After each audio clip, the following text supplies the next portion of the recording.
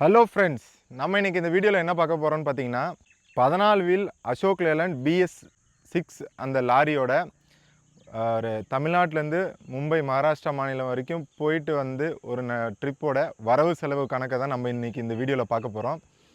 அதனால் இந்த வீடியோவை எங்கேயும் ஸ்கிப் பண்ணாதீங்க. ஸ்கிப் பண்ணிங்கன்னா நான் என்ன சொல்ல வரேன்றது உங்களுக்கு முழுசாக புரிய வராது. லோடு வந்து கோயம்புத்தூர்லேருந்து செட் ஆகலை, சேலத்துலேருந்து தான் மும்பைக்கு செட் ஆச்சு. அதனால் நம்ம வந்து கோயம்புத்தூர்லேருந்து சேலத்துக்கு எம்டியாக தான் வந்திருந்தோம். சேலத்துலேருந்து லோடு ஏற்றி கோயம்புத்தூர் மகாராஷ்டிரா குர்லாவில் போய் லோடு இறக்கியிருந்தோம். இதுக்கான மொத்த கிலோமீட்டர்னு பார்த்தீங்கன்னா 1469 கிலோமீட்டர் ஆயிருக்கு. எப்பயுமே நம்ம வந்து எங்கேருந்து நம்ம வண்டி கிளம்புதோ அங்கேருந்து தான் கிலோமீட்டர் கணக்கு வைக்கணும். அது ஏன்றது நான் பின்னாடி சொல்கிறேன். ஒவ்வொரு செலவாக பார்த்துடலாம். நான் 2 முக்கியமான செலவு வந்து நான் உங்களுக்கு ஹைலைட் பண்ணி காட்டுறேன். ஏன்னா இது பெரும்பாலும் யாரும் வந்து இதை வந்து கவனிக்கிறதில்ல. Loading, unloading, running, halt. இது வந்து என்னென்னு பார்த்தீங்கன்னா, நம்ம ஒரு ட்ரிப்பு லோடு ஏற்றி லோடு இறக்குற வரைக்கும் ஆகக்கூடிய நாட்கள். நீங்கள் வெறும் டீசல் செலவு, டோல்கேட் செலவு, ஏற்றுக்கூலி இறக்குக்கூலி செலவை தவிர்த்து மற்ற எல்லாத்தையும் லாபம்னு சொல்லி கொடுத்தீங்கன்னா, மோட்டார் இண்டஸ்ட்ரியில் நம்ம பண்ணுறது மிகப்பெரிய தவறு. இதில் இதுவும் ஒன்று.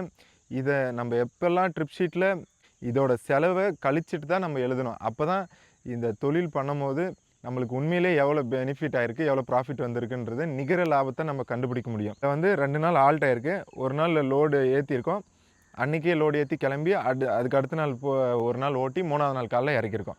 இதுக்கான நாட்கள் பார்த்திங்கன்னா மொத்தம் 5 நாளாக இருக்குது. Quarter tax, insurance, NP tax, இந்த மாதிரியான செலவுகள் எல்லாம் பார்த்திங்கன்னா ஒரு வருஷத்துக்கு ஆகக்கூடிய செலவை நான் 365 நாளாக டிவைட் பண்ணி அதை வந்து 5 நாளுக்கு கால்குலேட் பண்ணியிருக்கேன்.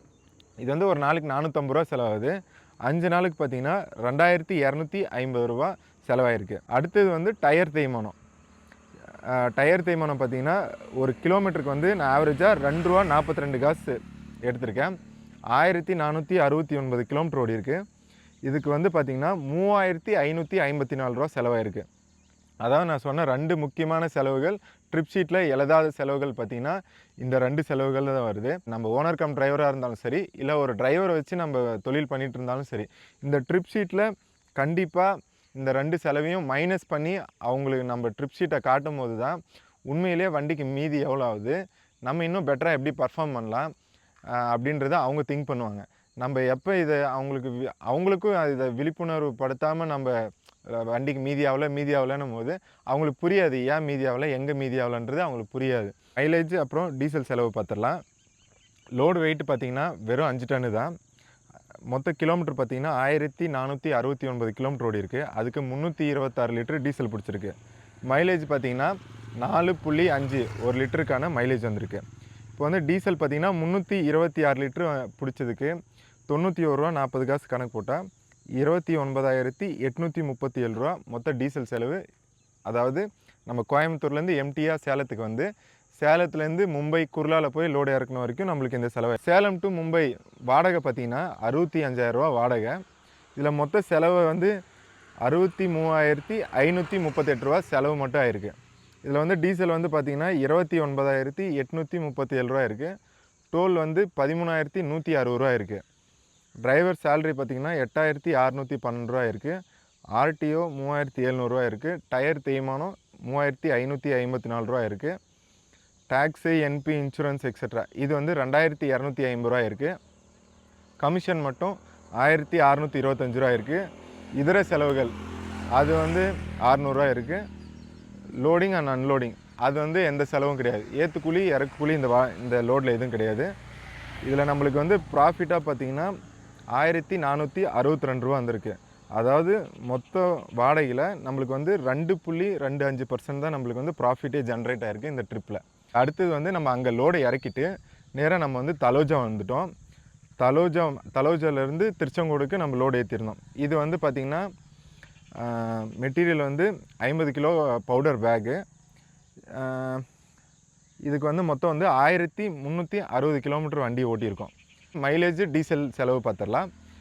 இதுக்கு மொத்தம் 1,360 கிலோமீட்டர் ஓடி இருக்குது. 401 லிட்டரு டீசல் பிடிச்சிருக்கு. மைலேஜ் பார்த்திங்கன்னா 3.39 வந்திருக்கு ஒரு லிட்டருக்கு. 401 லிட்டருக்கு 91 ரூபா 40 காசு நம்ம கணக்கு போட்டோன்னா டீசலுக்கான செலவு பார்த்திங்கன்னா 36,651 ரூபா டீசல் செலவு மட்டும் ஆயிருக்கு. சரி, நெக்ஸ்ட்டு வந்து லோடிங்கு, அன்லோடிங்கு, ரன்னிங், ஹால்ட்.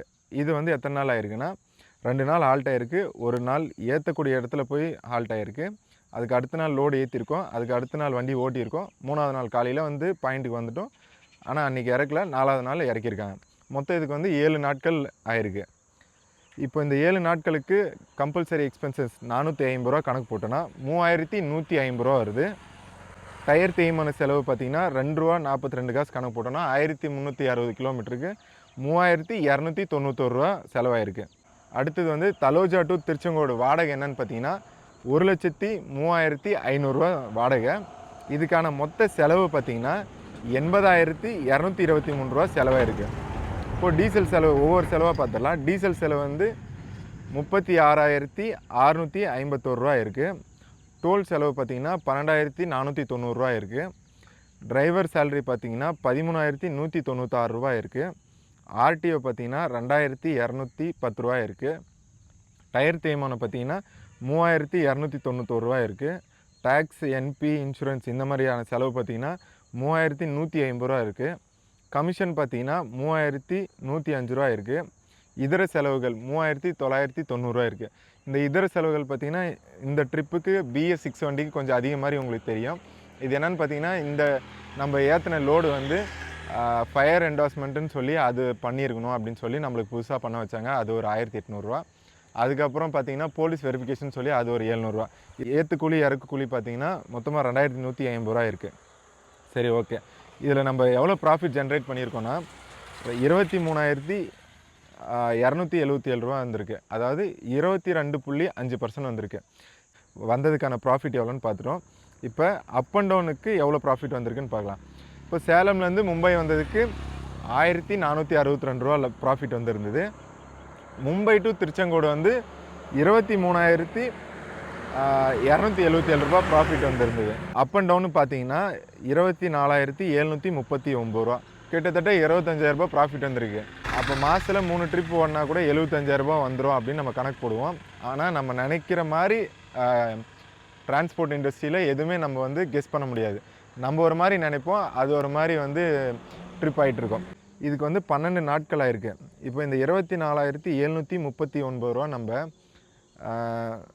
12 நாட்கள் பிரித்தோன்னா 1,903 ரூபா ஒரு நாளைக்கு வந்து ப்ராஃபிட் ஜென்ரேட் பண்ணியிருக்கேன்.